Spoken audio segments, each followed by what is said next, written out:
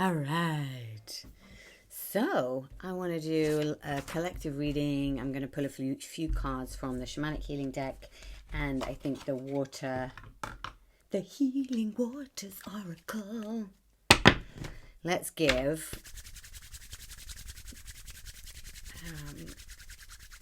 I'm going to tune in with the collective because I like to put the arcana of it.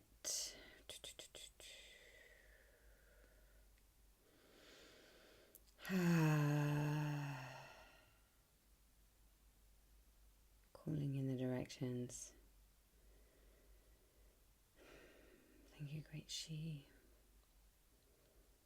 for allowing me to tune in with my collective, whoever is drawn to this video, having it be relevant for them. There we go.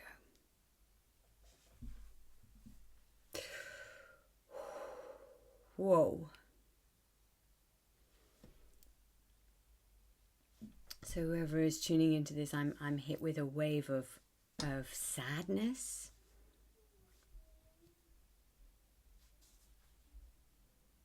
Yeah, there's a tender grief.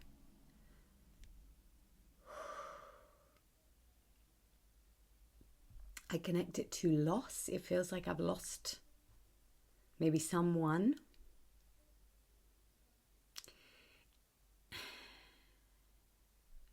And there's a sense of, it's almost like disbelief and ununderstanding. There was never a meeting point of understanding. So it's like what I'm hit with is it's not a grief of the hardness of the world, but it's a sadness about the hardness of the world. It's a sadness about the hardness of pain. And that if other people are in their pain body and projecting, so I don't know whether some of you have received maybe mean messages. Oh, yep. Like somebody being too hard with your gentle, open heart, potentially.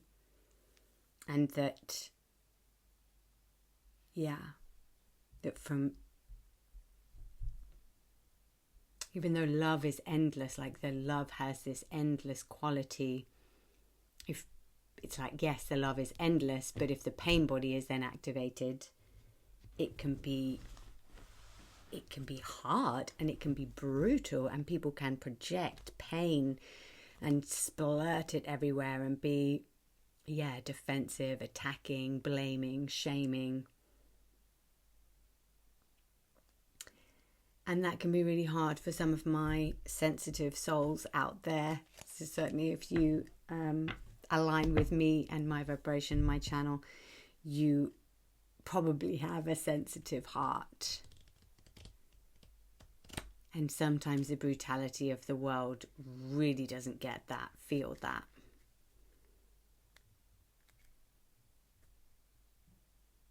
Yeah. There's a sadness.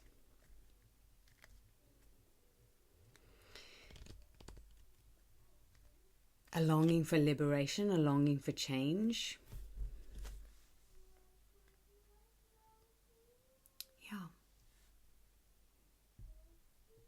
Okay, anything else? Ooh, tenseness here. Whether somebody needs to kind of release their jaw, any held tight anger in the face. Move it, please, if that is you. And maybe somebody's needing to hear this, that you will dispel psychic attacks just by acknowledging them. So you don't need to sit in fear of psychic attacks. All you need to do is acknowledge, just heighten your awareness to any, shine a light on it, acknowledge it, sit with it with love. Does that make sense? Yeah, so any psychic attacks, for anyone needing to hear that, literally just shine a light. Because if you're like worried of psychic attack, or it's almost like feeling like you're a victim to it, you are claiming your needing to be defensive or shelter or protect, is sort of claiming your disempowerment.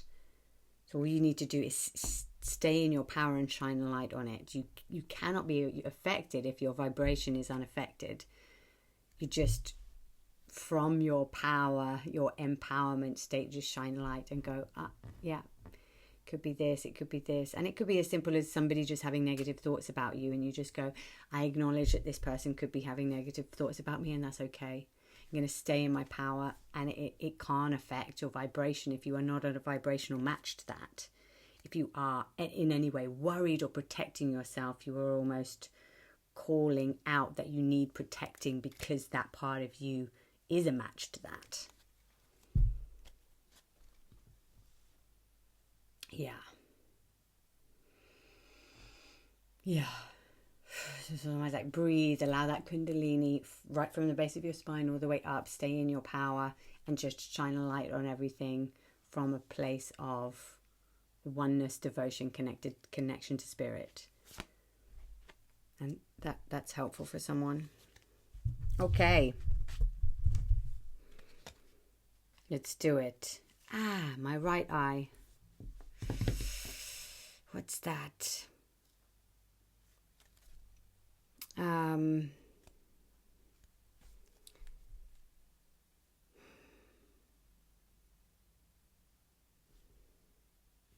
The message seems to be, somebody else stuck in their ego is like putting a pin in your eye. It's like the right eye is the facade, like the fake face, the ego face. The left eye would be sort of the soul, the all-knowing soul, likes I don't know part of the self. Because we're in this relative reality, we learn from duality, right? Ego, soul.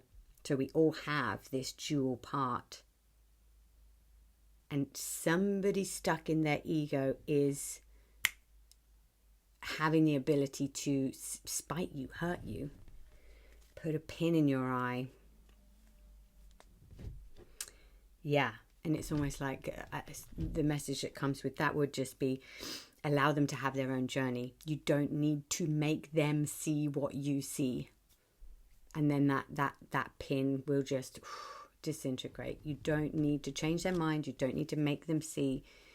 You don't need to make their ego see what potentially your soul can see, because they need to get it for themselves. It's like, stop trying. And somebody needs to hear that as well. Is that everything? Yeah. Give everyone the gift of their own struggle and their own dance with it, and just get help with yours.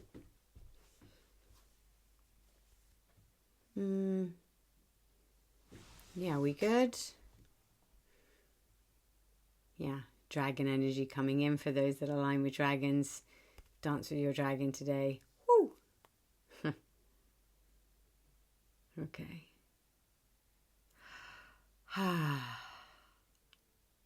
I have a sense of the dragon energy bringing relief, actually. If anyone needs any clarity, any relief, any peace, let's have invite in that dragon energy to transmute anything in your field. Okay. Healing waters. What do we have?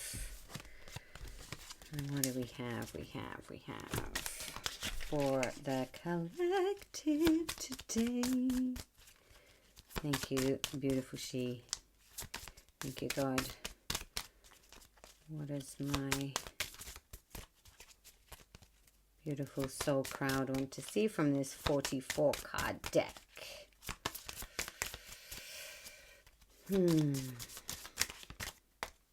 Beautiful. Beneath the surface. And this card is what's really driving you? True motives and breaking free. Ooh. Nice. And the woman is like this. And I had a vision of like this. There is certainly this sense of breaking free in this energy. But it's interesting, the question, what's really driving you? Questioning what's really driving you.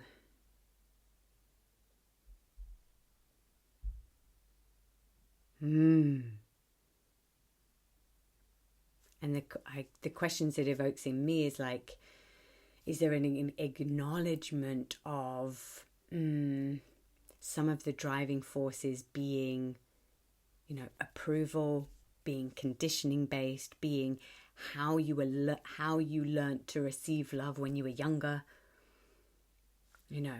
acknowledging those driving forces that are going to be integrated into your unconscious. You learnt to receive love in a certain way from a child based on how you were parented. And often, in most of our cases, it's not an effective way to go about it. It's like struggling to know your own needs, because as a child, those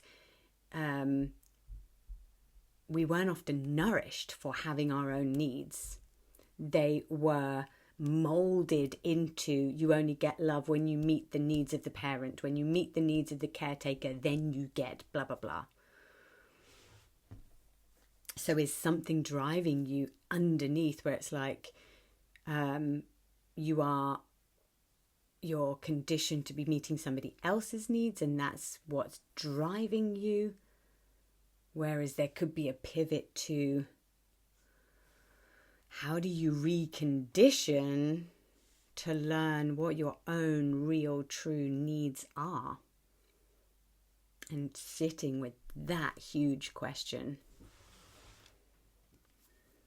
Breaking free of any conditioning, any learnt behaviors of approval and getting love and feeling the need to prove oneself to get love. And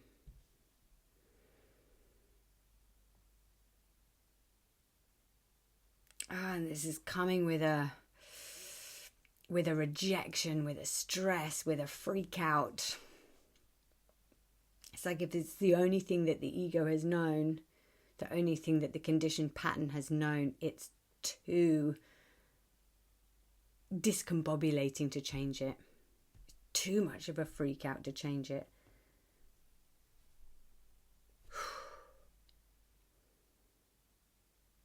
Yeah. And for that to be okay. For that to be okay.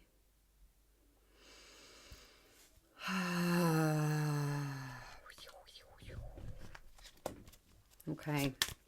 What's going to be helpful? What are we moving into? What's helpful for the collective? What are we moving into? Thank you. Duality. What's helpful is duality.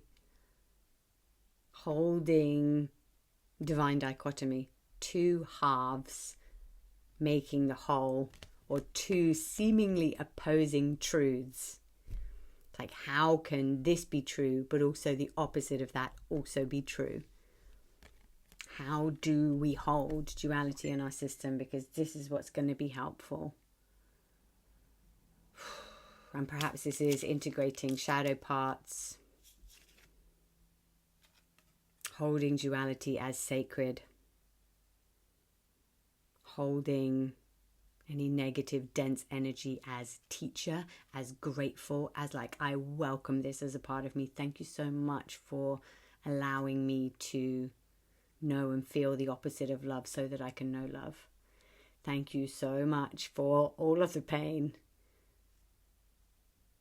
Yeah, thank you so much for the conflict in the world, even though it is freaking difficult sometimes when people's pain projects on a soft heart. That soft heart can only exist because hardness exists. Oof. Yikes.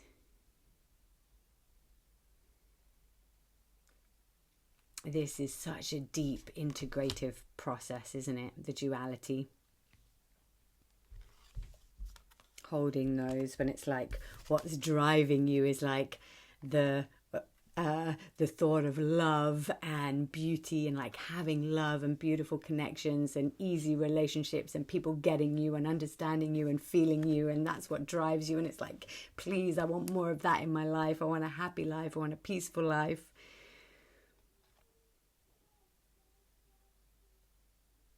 Yeah. And then on that journey is like, boom, here's a conflict. Boom, here's a horrible message. Boom, here's a toxic person. Boom, here's somebody that wasn't there for you at the lowest of the low. Boom. All of the duality that hits up with the heart opening process, right? It's intense. And the more heart opening process journey that you're having, the more duality is like bam, bam, cow. Huh? So I have that experience sometimes. I know I have. Yeah.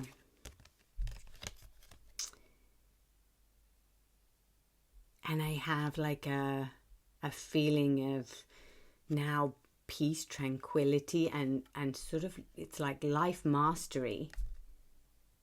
This journey of love and human experience and deepening into love.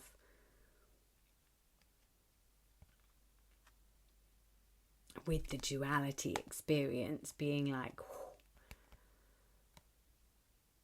there's a timeless depth to this. And such a multifaceted, ongoing depth to that. Because it's like, you can't just experience duality as black and white, although it might seem like that you've got one side and the other side. But there's a continuous cyclical deepening of this.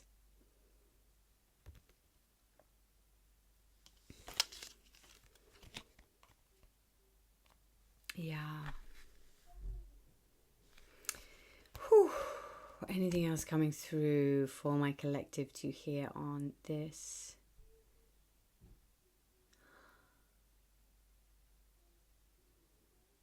I'm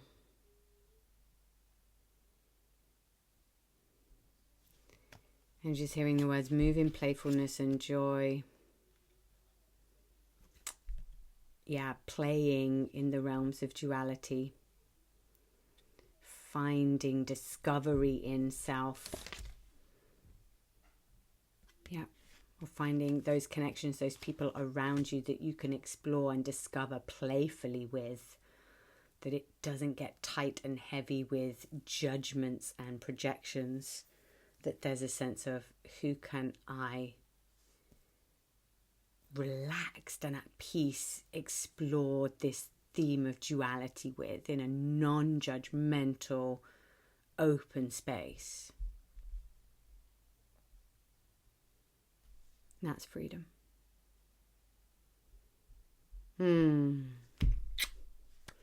Okay.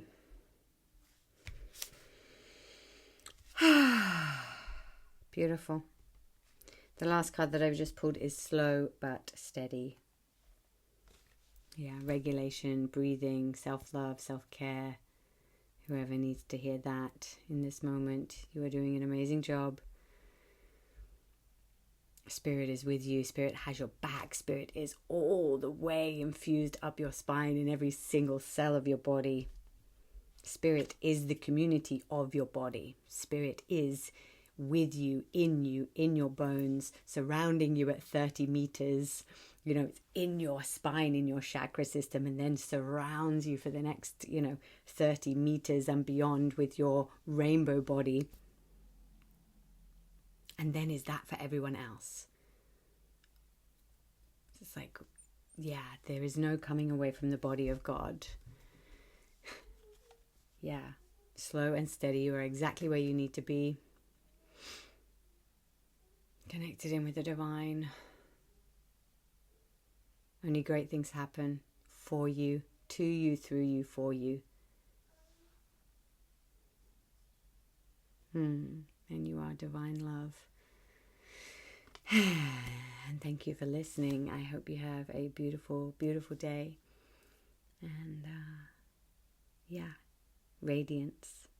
Radiance in the sun. For if the sun is out where you are, this is your final. Inti tai tai, Father, Sun. I'm doing sun prayers often at the moment, recharging from the sun. If you feel depleted in any way, asking Inti tai tai, the sun's rays, for energy, for a top up of high vibration. Super amazing. Yeah, devotion to the sun. And the sun rays to literally recharge and rejuvenate every cell of your body. You know, if you are working with light codes, what a way to do it, but to receive directly from the sun in a sun devotion. Extremely powerful. Okay, so much love from the devotion of my heart to the devotion of yours.